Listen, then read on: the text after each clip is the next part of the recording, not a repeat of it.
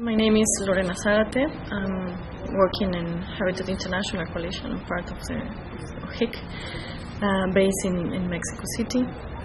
HIC has been working on the right to the city for a long time now, since 95 actually inside the organization, and then since 2001 inside the World Social Forum, all together with other organizations and networks, and especially with our members and partners in Brazil, inside the National Forum for Urban Reform. So inside the Social Forum, we developed together this global charter for the right to the city. And since then, the charter has been a very important tool in several cities and countries, both at the level of norms and other charters and even constitutions, to inspire that and to change that, and also at the level of political mobilization, social mobilization, articulation, and proposals from the civil society and the social movements. So since then, we have been working also with several organizations from the local level in developing different tools and charters and strengthening different movements. Well, I am Falú, Argentinian architect. I'm a professor and researcher at the National University of Córdoba, Argentina, an expert for UN Habitat and an activist for the social right to the cities and to housing for women.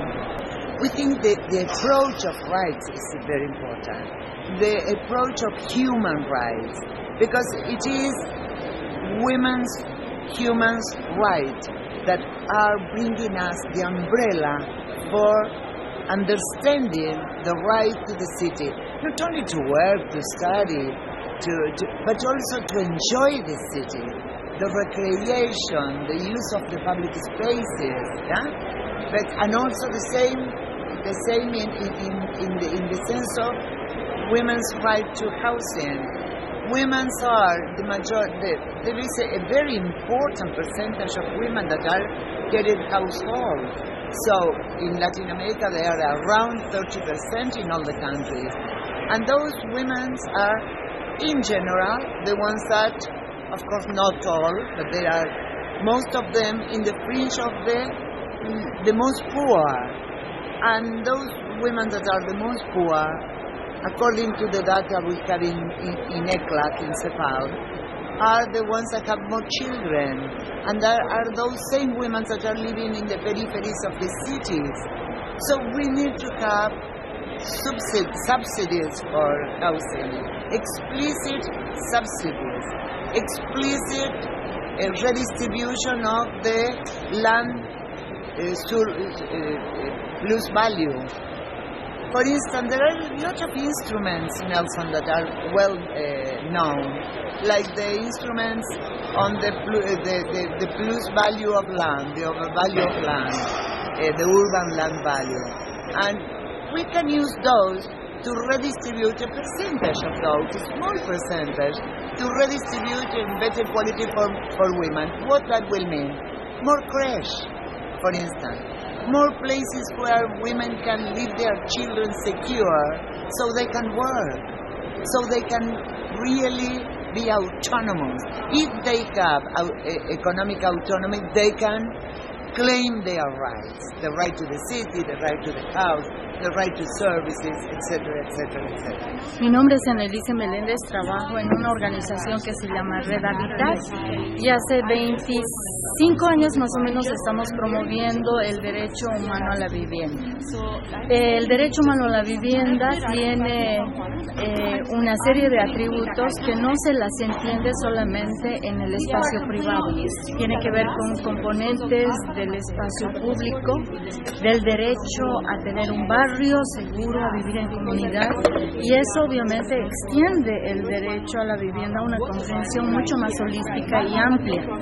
Y el derecho a la ciudad ha venido a completar un enfoque de trabajo a partir del cual se constituye en un paraguas que nos permite temáticamente abordar, por ejemplo, temas de cambio climático, incorporar a la vivienda todo lo que es la cultura del agua, la cosecha de agua, el pensar el tema de la sostenibilidad ambiental, pero también hacer incidencia política para lograr que el derecho humano a la vivienda adecuada que hemos constitucionalizado recientemente pueda ser entendido no solamente en el enfoque de construir casas, sino de construir un hábitat integral. My name is Cobett. I am the director of the Cities Alliance, based in Brussels. I think the right to the city is a concept which has been most obviously developed in Latin America and the Caribbean over the last 2 decades.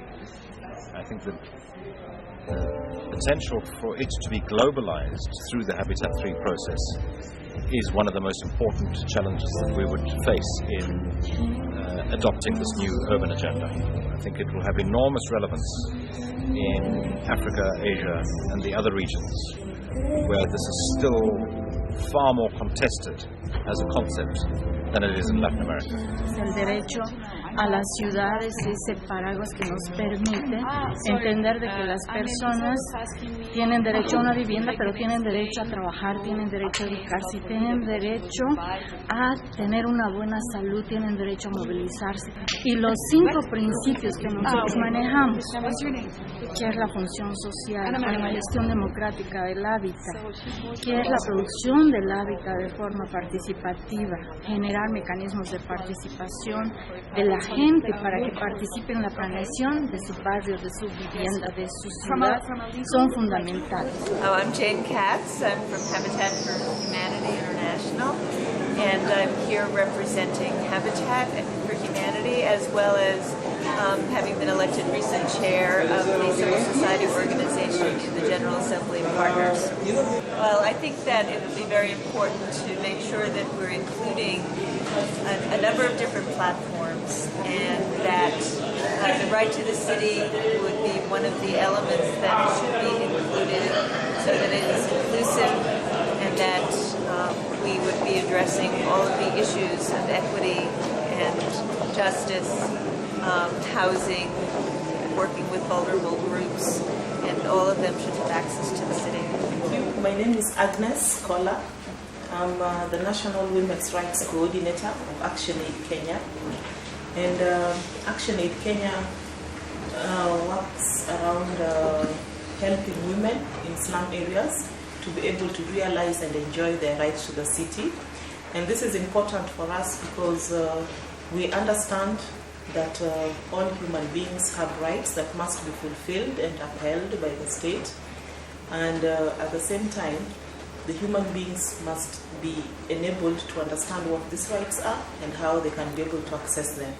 So for us, Right to the City is primarily looking at how we can work with women who are our core group on realizing what their rights are, and the ways in which they access them is to be able to work with the state and other actors so they may be able to get gender-responsive services related to sanitation, related to lighting, related to public transportation. So ActionAid is very keen on working with communities to achieve their right to the city, so that ultimately they can be able to live a life of dignity, a life that does not oppress them, a life that enables them to be able to enjoy all that is constitutionally provided for them as citizens of Kenya.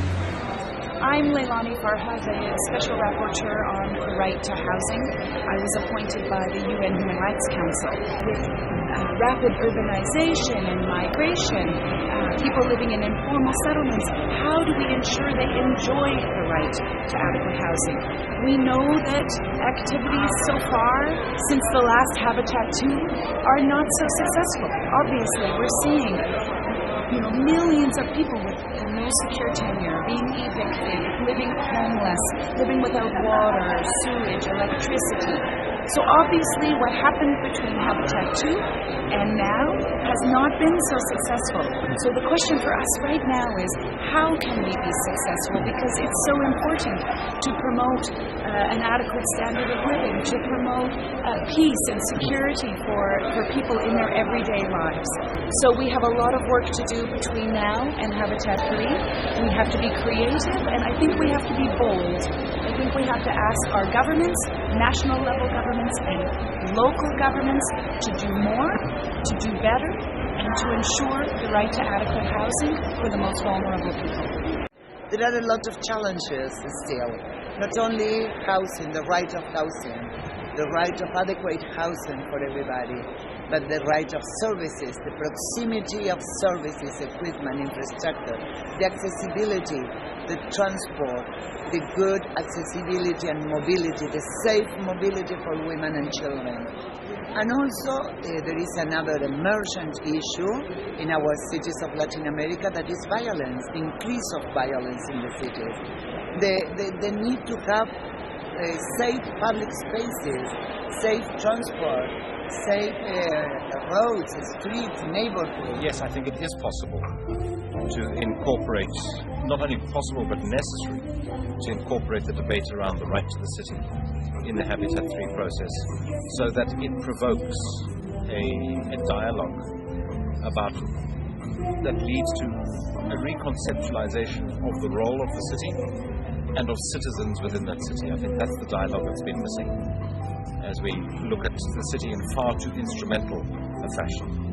So I think this is a debate that is necessary and will have resonance in all regions of the world. So now we are in a very special moment in the sense that we have several movements, several organizations working on this at different levels, not just at the legal level but also the political level, the pedagogical level, the concrete projects and concrete struggles in different places. So we had a lot of things going on, a lot of knowledge and exchanges, but also we have now this special moment of the Habitat 3 conference, and the conference is supposed to discuss a new urban agenda, and for that we think that it's very important that the voice of the civil society and the social movements is included, is heard somehow, inside and outside the official process and the official conference. And not just to protest and to denounce the things that are going wrong and bad. Of course, the huge speculation, the gentrification processes, the mega projects all over in the north and in the south, but also the things that we think that they're going in a good way, local projects, local initiatives, and some tools, some instruments that can provide us with elements to try to build different kind of cities that we deserve, just cities, democratic cities, and inclusive cities.